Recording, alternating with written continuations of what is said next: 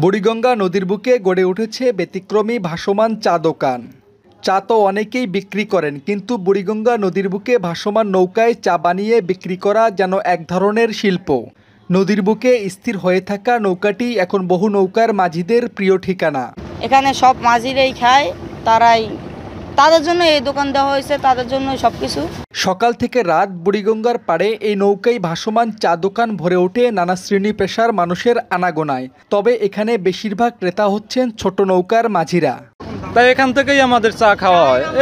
এখানে নৌকা বাই, এখানে নৌকায় লাইন ধরে ঘুরে ফিরি, এখান থেকেই খাওয়া। এই ভাসমান চা দোকানে প্রতিদিন 2000 টাকা কেনা বেচা হয় এবং যা লাভ হয় তাতেই চলে সংসার। এই দোকান চালিয়েই আমাদের সংসার চলে।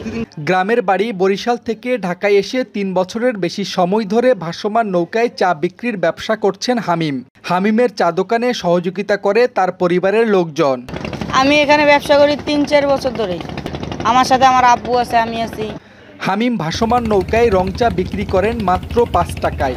রং চা বিক্রির পাশাপাশি অন্যান্য খাবার বিক্রি করেন বাজার দরে। তাই চা বিক্রি করি 5 টাকা। কম দামে চা, পান ও অন্যান্য খাবার খেতে পেরে খুশি ছোট নৌকার মাঝিরা। ভাসমান নৌকার উপরে আমরা চা খেতে আসি, ভালোই লাগে, খুব সুন্দরই লাগে।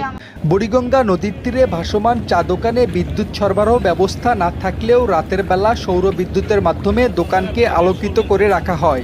বাতির ব্যবস্থা আছে, লাইট, সোলার, ব্যাটারি, উপরে বাতি আছে।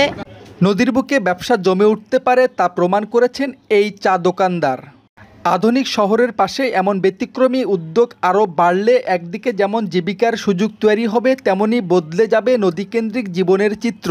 এক কাপ চায়ে শুধু স্বাদ নয়, থাকে গল্প। বুড়িগঙ্গা নদীর বুকে এই ভাসমান চা দোকান যেন সেই গল্পের এক চলমান অধ্যায়। জাকির ইসলাম, মাই টিভি, ঢাকা।